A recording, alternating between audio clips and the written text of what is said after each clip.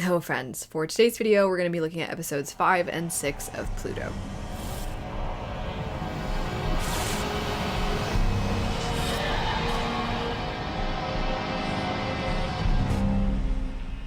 Combining these two episodes proved to be, I think, ultimately for the best, as episode 5 is somewhat of the most, not filler episode, but it's so much of a bridge between all of everything building within the first 4 episodes, leading now into what feels like the climactic race to the finish line that will be the latter half of this show. I found as a result that episode 5 was a lot of sort of getting more information, building upon things, and starting to make connections and build bridges between what we've discovered and what the end result is. We're still a little bit kept in the dark at the end of episode 6 as far as what's going to happen next, especially where with episode 6 leaves off. But the reason I'm saying that I feel grouping these two ultimately was for the best is because episode 5 might have been my least favorite episode, because it was just, okay, we're getting more information. We've already kind of been introduced to most of these characters with the exception of the man in the field of flowers, who you then discover his name is Sahad. So you learn about this person, but otherwise a lot of it is just pushing forward until we get to episode 6. And then suddenly it's so much. We're getting reveals. We are getting some of the most emotional scenes. I think there's a lot of gut punches within episode 6. So a lot of what I want to talk about is mostly focused on this episode. Apologies if you really love episode 5, but episode 6 and what transpires within it are the main things I want to focus on. Cassette is dead. I feel like we'll just go ahead and get that out of the way.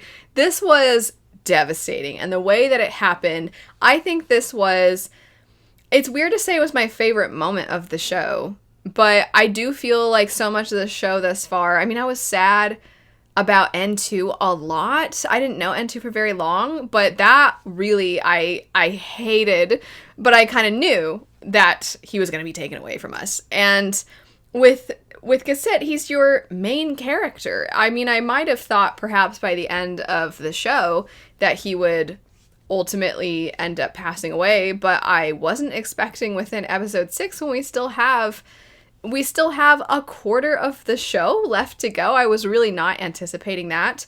And ultimately, I think Adam is going to return. I've been predicting that would be the case because I didn't feel like they made a big enough deal out of his death. We hardly talked about it or focused on it.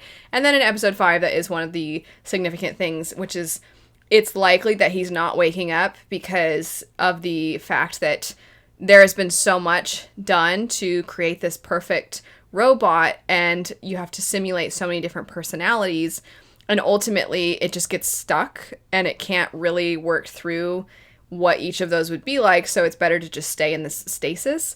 But if you introduce it to suffering, then it ultimately might come back.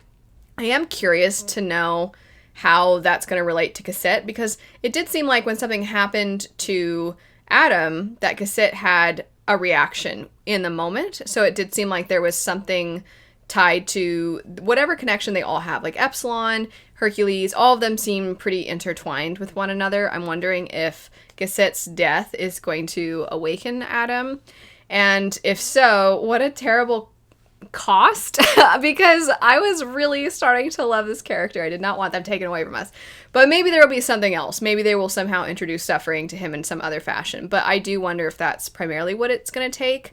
I surmise that when Adam was able to take in Cassette's memory chip, that he did see the loss of Cassette's child, and it does make the interactions between them that much more tragic, because he did seem really sweet, and I feel like that was the first time Cassette seemed more human, to kind of borrow from the themes of the show of robots versus humans and having emotions and all of these various things that we've kind of talked about in the previous chats of this show. When you're first introduced to him, though, he's on the case. He has that reaction when he finds the one robot and they tell him it's been turned to scrap.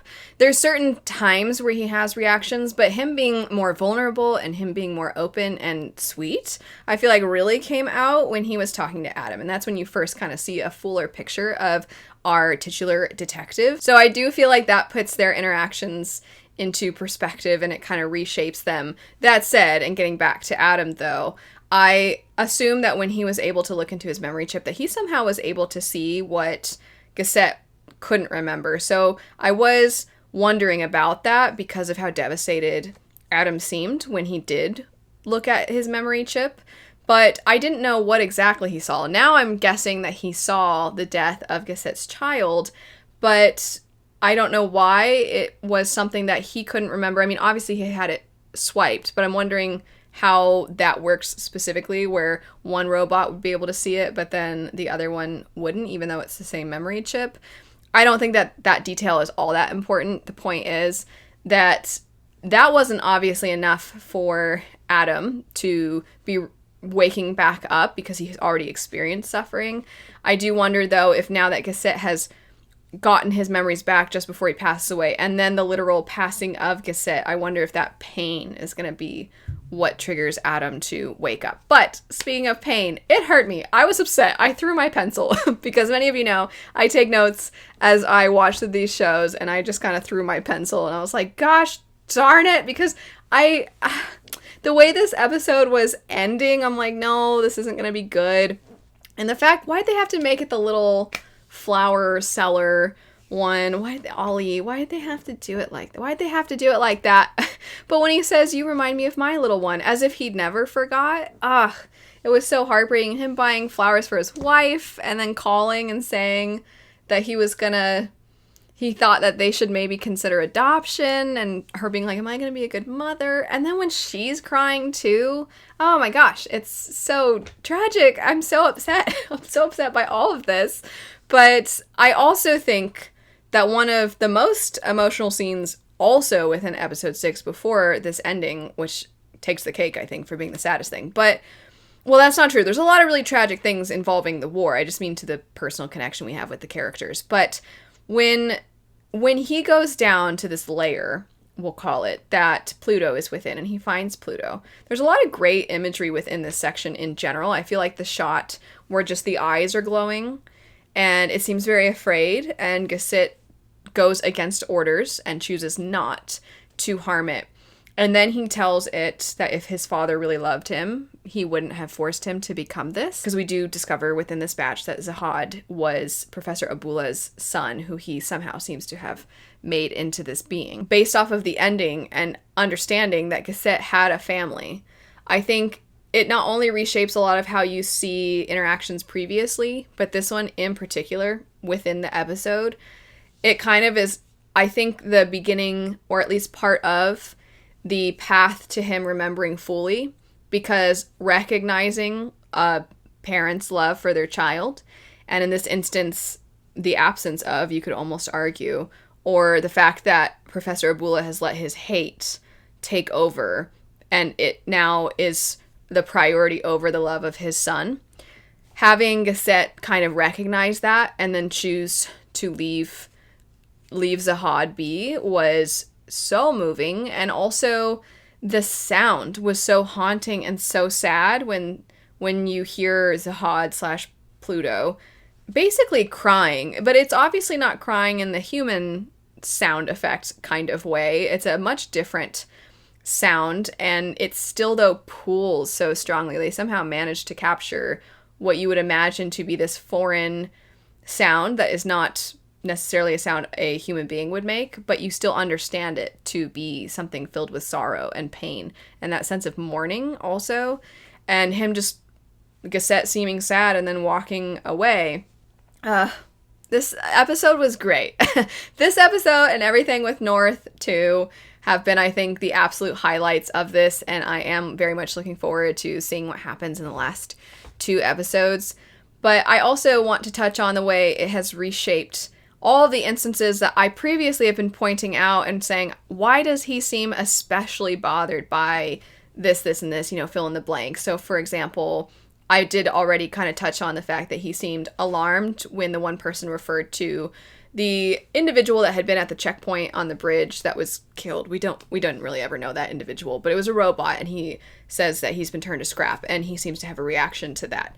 He definitely seems to have a reaction when Adolf is beating the one robot that is in the bathroom. And in general, it seemed like it was somehow rooted in any time robots were harmed, but it didn't seem like it was any robot that was harmed. It seemed like specific instances, and more so like one-on-one instances. Also, you get the memory of the father mourning their child during war, or during conflict at the very least. And Gazette, that seems to be something that stands out. And so I feel now that there are all these clues. One, the sort of, it's a strange word to use in this show, but the dehumanization of the robots when dealing with like their bodies being seen as scrap, and just in general, them on a one-on-one basis when they're mistreated or harmed or not looked at as being anything worth caring about. That definitely seems to have some kind of effect on him. And then specifically, I think also when they seem like young, and when they, obviously not the first one, that's not quite the same example, but some of them seem small and like they're a lot less capable of defending themselves, even though they can't necessarily defend themselves against humans in general. But the ones that seem especially helpless, seems like those are the ones that really caused Gazette to have a reaction. And being able to have this moment that I think results in this show elevating itself. Because previously it's just sort of this detective on the case, and I've been commenting on the fact that this is kind of the theme, I feel, of a lot of my analysis of the show, is it's utilizing familiar tropes, and it's just straddling that line of being a utilization of a trope versus turning into a cliche, where it is just boring, been there, done that. And it really was kind of right on that line. And then I feel that one of the things I've complimented is that it does somewhat subvert your expectations because it's right there and it makes you think. And sometimes it does start to lean in this territory. But then by doing that, it makes the inversion of the trope hit harder. But this in and of itself, I feel, one, killing off your main character 75% of the way through, and also having this reveal that then makes you look back and see everything differently, or at least everything now is more charged with emotion. I think that then has now made this, it's not that it was bad before, but it just like really, as I said, elevated it to being something even better. I know there's more specifics. I'm like looking at my notes. I know there's more specifics, but I feel those were probably the most significant parts of this that I wanted to touch on. Yeah, it was great. Oh my gosh. I'm still not over it though. It was really hard for me to not keep watching. I'm not gonna lie. I was like, what the heck though? And I really wanted to watch more, but had to get this discussion out first. We'll see. I'm definitely grouping episodes 7 and 8 together because I need to know how everything wraps up. But anyway, for those of you that are watching the show or have watched the show and then are watching these, thanks so much for watching. I have been really enjoying the show, but this definitely stepped it up to being just great. I really, really liked this episode, despite how sad it made me. I hope you have a great rest of your day, though. Thanks so much for watching, and I'll see you later. Bye.